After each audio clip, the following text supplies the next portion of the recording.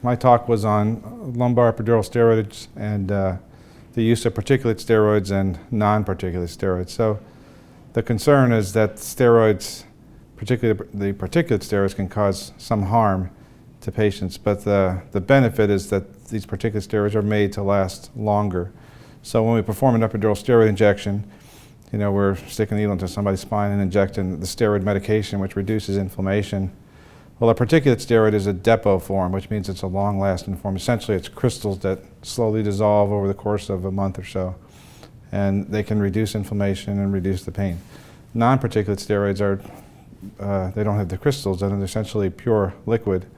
So they have the same anti-inflammatory effect, but the presumption is that it wears off faster. So people started doing these injections using the particulate steroids going back 40 years, and we've continued using them, but then the techniques changed. People started doing a different type of injection now. And instead of the standard interlaminar or midline from the back approach, we started doing the transforaminal approach, which is coming in from the side. But the needle tip was placed closer to structures, particularly blood vessels. And then we started seeing more complications with this procedure. And the feeling was that something in the particulate steroids or the solution that was being injected was causing the problem. So these transforaminal steroids injections became popular probably in the mid-90s, so let's say 25 years ago. And soon after that, we started seeing a rash of complications, particularly spinal cord injury related to some kind of infarct or stroke. So people did studies looking at these procedures, the types of steroid injections, whether it was particulate, non-particulate, and then the approach is the old-fashioned way and the newfangled way, the transforaminal. And essentially what we're finding is that both types of approaches help the patients. The transforaminal might work faster. They both have their risks. And then as far as the particulate steroids, we found that again, both work well. The non-particulate steroids might wear off a little faster, but they both work just as well, such that now we're coming to this conclusion. Well, you could perhaps use either one.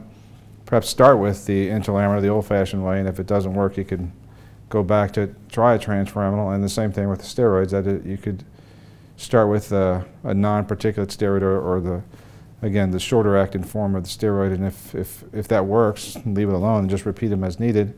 If it doesn't work, or if it doesn't work long enough, you can move to the non-particulates.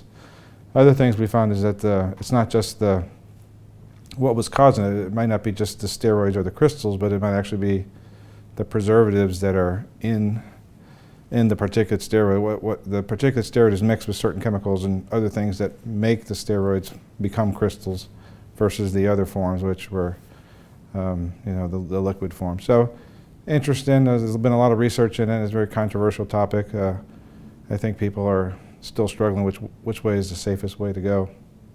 Reimbursements are similar for the two, so if it comes down to the benefit for the patient, they both offer similar benefits. Some might have more risks for the patients, and in terms of cost, well, the particulate steroids are going to be more expensive than the non-particulate, so it ends up being this benefit analysis and a cost analysis to the physician and a risk to both the patient and the physician. I've done both of them, and I've never preferred one over the other, but I've always I started with interlaminar because I felt it was, in my hands, safe and fast, so I was more efficient that way. As far as the steroids, as I researched for these kind of talks, I've given this talk before, so actually as I did research it, I did switch from using particulates. If I said, well, they both work equally well, I'm going to move from particulates to non-particulates because it's equally effective and safer and cheaper.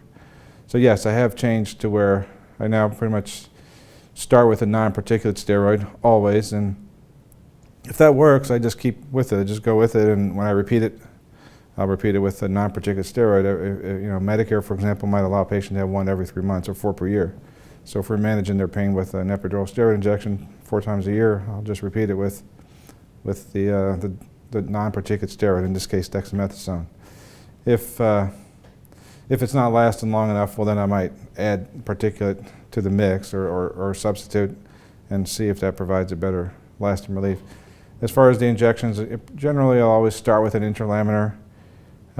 Certain cases, if they have a clear cut, one herniated disc causing, radicular pain in the distribution, it correlates with that one herniated disc, then I might do a transfemoral. But if it's a little more vague, if it's a patient with spinal stenosis and multiple areas of pain problems, then I'll just use the standard interlaminar. But again, I'll start with an interlaminar, and then if need be, if it doesn't work well enough, then I might use a transfemoral.